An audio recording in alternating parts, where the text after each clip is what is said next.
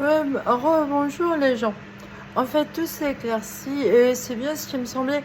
En fait, la personne qui me harcèle et qui me persécute utilise mon entourage aussi, en fait. Mes amis, mes proches, il les détourne du droit chemin. Je sais pas quelle conspiration il a derrière, quoi. Parce que j'ai même une amie, elle est devenue Front National. Alors que non, elle était macroniste avant. Et je lui ai dit, méfie-toi. Puis elle était bizarre avec moi. Voilà, je vois, il y a des gens que je connais, ils sont bizarres avec moi. Comme s'ils avaient peur de quelqu'un ou même ma famille, en fait. Ouais, je rencontre des problèmes avec mes proches. J'arrive pas à rencontrer Roméo. C'est vraiment ce. En fait, mentalement, j'ai des images. Je suis chamane, je suis visionnaire. J'ai des images et je vois bien qu'il y a un gogol derrière. Et maintenant, je sais qu'il a du pognon, qu'il est facho. C'était le facho de l'hôpital quand on m'a mise internée avec des assassins. Ah bah c'était bien joué ça. Heureusement que je me souviens de tout quoi. Ah ouais. Ce gogol, je sais qui c'est. Alors, il a intérêt de remballer ses jouets, le gars. Ah ouais, ouais. Et je sais qu'il est derrière ma fille aussi. Donc maintenant, mon gars, tu remballes tes petits jouets, hein. Sinon, moi, je vais venir te les fourrer dans le cul, quoi. J'ai pas peur des mots. Ah, mais moi, je fais pas genre, je suis bien élevé, je suis un grand bourgeois, je suis... bah, tes parents, parlons-en, hein. Ah, comment ils ont maltraité ta femme, hein.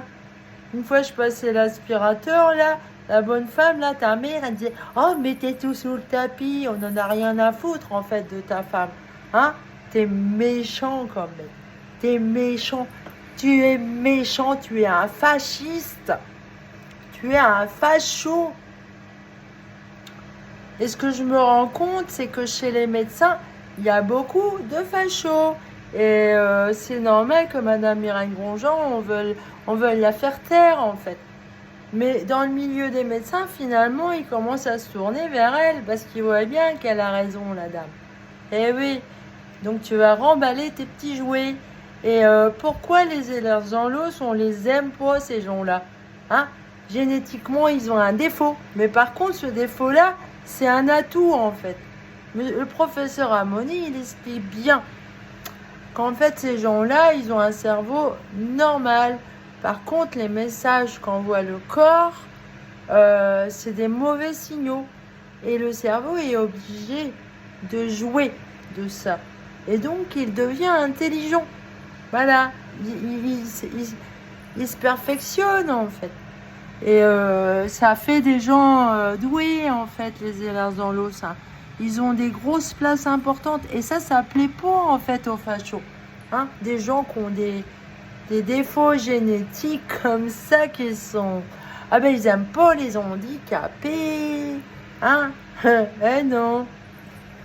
Ils aiment personne, en fait. Hein, ils se croient parfaits alors que ils sont cons comme des balais, en fait. Hein, voilà.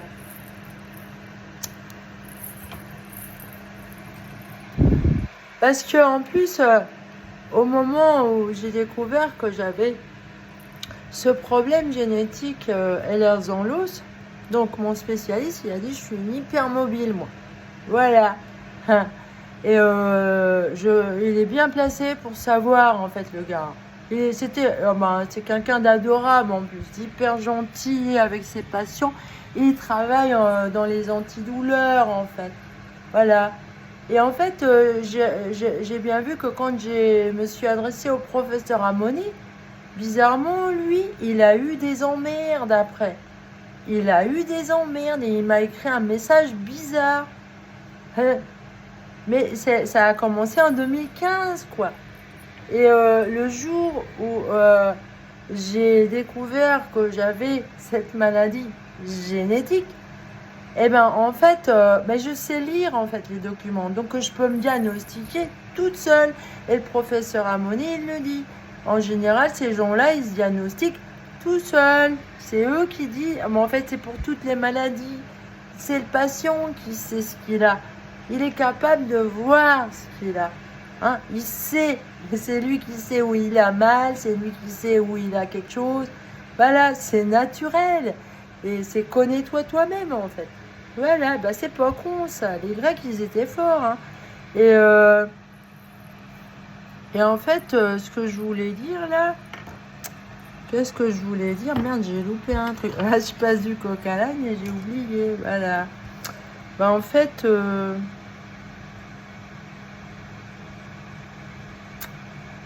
Bah, je vais arrêter là parce que je me souviens plus de ce que je voulais dire.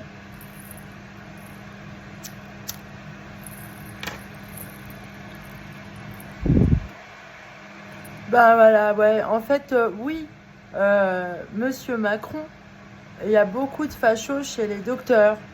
Et les Gilets jaunes et d'autres, ils ont dénoncé le corps des médecins, l'ordre des médecins, parce qu'ils protègent des pédophiles. Alors, c'est des fachos pédophiles.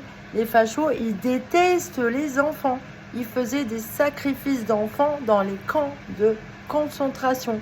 Ils brûlaient les enfants vifs. Ils étaient immondes. Mais ils aiment pas les enfants. Alors, à l'aide, Monsieur Macron. Laissez pas faire ça. Faites du ménage dans le milieu des docteurs. Parce que bah, même pendant la pandémie, on a vu qu'il y en avait qui étaient vraiment pas très compétents. Comme, eh ben oui, il y a des docteurs, ils se contredisaient en fait. Hein. Mais le plus simple, c'est de faire comme Madame Irène Grosjean, point barre. Hey, comme ça, vous l'attraperez pas le virus. Il n'y aura pas besoin de vaccin ni de médicaments pour vous soigner. Vous ne l'attraperez pas.